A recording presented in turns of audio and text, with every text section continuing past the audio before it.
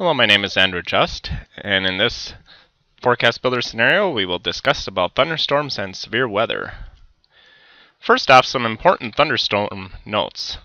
There are two ways to populate the probability of thunder via forecast builder. The two are based on a PoP and a blend of the gridded lamp, SREF, and MOS guide probabilities. There are some notes that you should know for utilizing the models, though. The SREF is calibrated, and one of the calibration requirements is that there's at least 1/100th of an inch of QPF, and it's for cloud-to-ground lightning. Thus, it will inherently have trouble exceeding much above a 60% probability. The gridded lamp forecasts total lightning, which is probably a little closer to what we need for the probability of thunder grid. MOS guide, on the other hand, forecasts cloud-to-ground lightning. So if we utilize this blend, while there is good science going in to produce areas that are what you want to see, the actual values may not be where you'd like them to be. So let's just take a typical summer scenario here where any rain shower can produce lightning. So out of GFE, kind of grab this little video I made here. I want to show off some PoPs here for a cold front moving through our forecast area here at ARX. So we're going to populate forecast builder, and we'll choose the today tonight period and jump up to the non-precipitation type step, because that's where the thunder is located. And there were some previous thunder grids here, so I'll save those. So first we'll jump to probability of thunder. For probability of thunder, we will select the PoP method as default, but there is also the blend of model probabilities. And what we're looking at here is the SREF for probability of thunder. And here's the probability of thunder for the grid and MOS. And finally, the probability of thunder for the gridded lamp. So let's just choose those blend of model probabilities for the fun of it and see what it comes up with. So there's that blend. So you notice the values, for the most part, in this blend are going to be not much more than 30%, which is basically a chance of thunderstorms. So let's move on to the next step. Now you'll notice this is a little bit slow right in here, and that's primarily because there's a aviation finalized type check here, because at ARX we have the digital aviation component turned on. And when that goes, it's going to check your ceiling, cloud-based primary visibility, all that fun. Alright, so now we're at the weather grid step. And here, we could change some of the values, but let's just leave them as is and merge. So all the weather grids create, and then here too for center region we have hazard builder grids created at the end of the weather creation. So those run. Alright, so let's take a look at those weather grids. It's a little messy here at the beginning. We had some fog and other things going on, but here's the thunderstorm referenced right there. And you'll see there's some differences with the rain showers present and kind of by themselves without thunder, which might be alright. I mean, maybe you lose the instability back there. But let's go back into the process today and tonight and choose non-precip types, and we'll look at this now from the PoP perspective. So we'll click Thunder, and again choose from PoP. And here we've got the defaults of 15 for PoP to begin mentioning thunder and a max value of 100. We'll just leave that. So basically, simple scenario, copy the PoP to the PoP thunder. And so these are basically going to be your PoP grids. I didn't change those values at all. So we'll save those probably thunder grids and continue on to the next step. And again, it's a little slow here as the aviation finalized portion runs.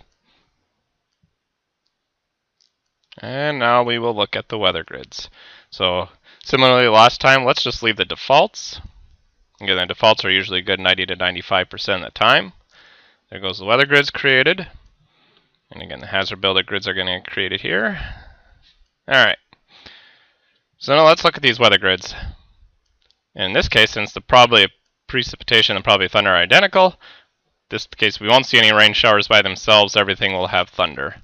Now in this situation, it may have been a bit much. I mean, at this point in time, you'll have diminished instability as you get to the back edge of the pop. But I mean, from simplicity, you could just follow this method utilizing the pop, and you get that. All right, let's move on to the next scenario.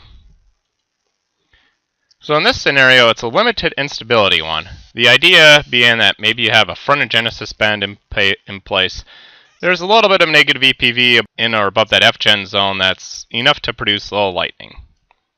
So you're kind of thinking in this situation, maybe an isolated slight chance kind of deal.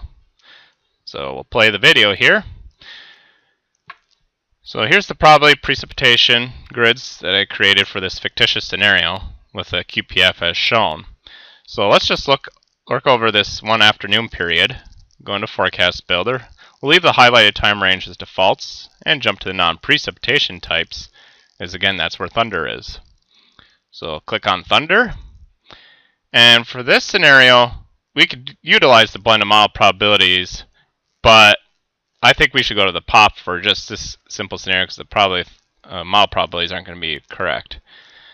So let's go with the pop to begin mentioning Thunder, and we'll zoom it up to about the 55. They'll probably that would begin likely, and we'll only do it for a 20 for a maximum value. So the situation here is you got a likely or greater pops will have isolated or slight chance of thunder. So we'll save the grids, go on to the next step, and again there goes the aviation finalize. Alright. For this GUI, I mean you could change the T but to probability to coverage, but let's just leave the defaults alone.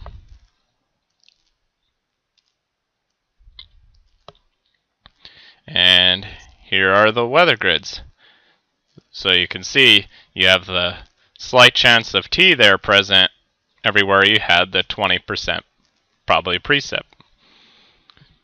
And then where you have less than a likely pop, that's just like chance of rain showers, like in the far north side of this image. Alright, let's move on to severe thunderstorms. And I want to bring up a couple of important notes, mostly this kind of review. Again, the probability severe grid can be used to introduce T plus into the weather grid. The values need to be greater than or equal to 30%. That's important. If they're not greater than or equal to 30%, you will not get T plus. What's nice is that this gives you, the forecaster, the ability to delineate in time and space the severe storm threat. Now you can initialize via the SPC SREF calibrated probabilities, but a big note here, they're still in their infancy. Most of the work that's been done for the calibrated probabilities have been done on the thunderstorm side, not so much the severe thunderstorm. Thus, would still say here, tool development is needed for the probability severe grid. Now, severe thunderstorm or tornado watches automatically raise T to T plus in the weather grid, and we'll see that in a little demonstration. So let's take a squall line scenario. This is actually pretty close to something that could be real here for this case. This is in the afternoon of September 20th, 2017, where there's some suggestions there could be some severe storms in our forecast area, the ARX area. So I'll play the movie here, video. Alright, so we've got some pops, again, lined out like that. Maybe it could be higher, but just for this example, we'll just leave them as is, because we really just want to demonstrate the sphere aspect. I'm going to focus in on that time range, like the afternoon and evening, and go into Forecast Builder. Again, I've highlighted my time range, so I'm going to choose that. Jump to the non-precipitation types, because again, that's where the thunder aspects are in the severe. The thunder we're already happy with, so let's just jump to severe. So again, I've populated, in this case, the SREF severe probs. And you will notice the severe probs are not that high. At most 12% or so. That's not going to be enough. It's not 30%. Not enough needed to get that T to go to T plus. So let's just, for the sake of ease, let's just copy the probability of thunder to the probability of severe. This takes just a little bit to do via this. I mean, we could probably write a tool to do this. could even add that as an option in a future forecast builder build.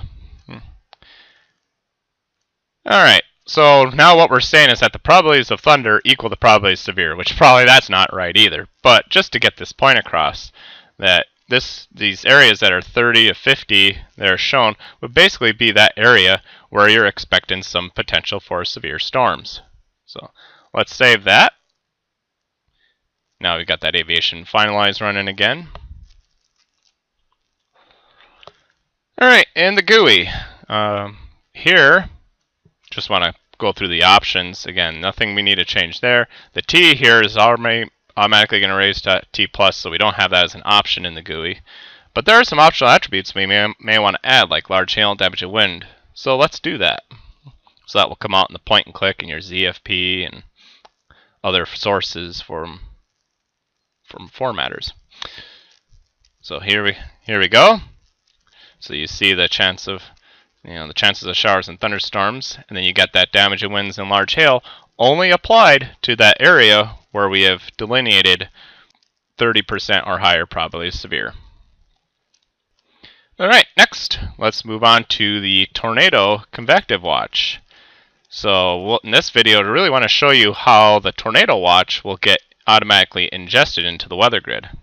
We'll play the video. So again, here's the tornado watch over southwest Wisconsin. Fictitious one. And we'll go into the forecast builder. We're still kind of using the same pops that we've done here for a few cases. Choosing the highlighted time range for the hazard. Jumping ahead to the non-precip types. And what I really want to do in the non-precip types is just remove the severe, because I want to show you that we don't need the severe grids to get that T+ in this situation, because again, we got the watch out. Realistically, you probably should have the severe grids in there, but really, this demonstration, just really want to show again that severe thunderstorm watch, or in this case, tornado watch, will get ingested into the weather grid. Alright, so jump into the weather grid step. Here we'll leave some of the stuff on the left alone, but let's focus in on the tornado watch hazards column. We've got tornado, large hail, damaged winds that are default selected. We could turn these on or off, but let's just leave the defaults as is for the purpose of this demonstration. Alright, hazard builder stuff running. Let's do that. So here you go, you got, again, the same delineation of weather area with the chances of showers and thunderstorms, and then if you zoom in, you will notice that the area there with the damage of winds, large hail, and tornado are only applied to the area that had the watch. And we can do a little sampling, and you can see, hey, you jump from an area that didn't have it to one that did. And finally, let's take a look at how a flash flood watch would get ingested into the weather grid. So I'll start the video here, and there's the flash flood watch area in far southwest Wisconsin that I've made fictitiously, and made a couple QPF grids to somewhat align with that of that hazard grid. And then here's the pops. I didn't change these from our previous examples, but we'll just run with it. Go to the underneath populate forecast builder. Again, in this case, because flash flooding doesn't really have to do anything with the non-precip types, we'll just jump right ahead to the weather grid step. And again, you got aviation finalize going here, and actually in the screen now you can see some of the aviation finalize running. It's running a little slower here than normal, maybe because I'm running off the 19-inch monitor or something like that. But all right, here are the weather grid step. In this case, we'll leave all the defaults alone. Note the flood watch hazards segment, which automatically applies heavy rain. So we'll hit that, creating the weather grids. And then all the hazard builder stuff runs here in a minute. And that's done. So let's look at the weather. Again, so you got the chances of showers and thunderstorms as you would, because the probability of thunder equals the probability of precipitation.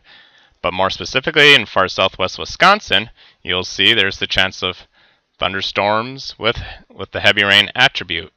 And you got the little difference of intensity of the minus and the M because of the QPF grids. Well, I hope you've enjoyed viewing this module. If you have any questions, there's the email address here listed, nws.forecastbuilder@noaa.gov. Or, even better too, check out our VLab page with the address shown there. And thank you for watching.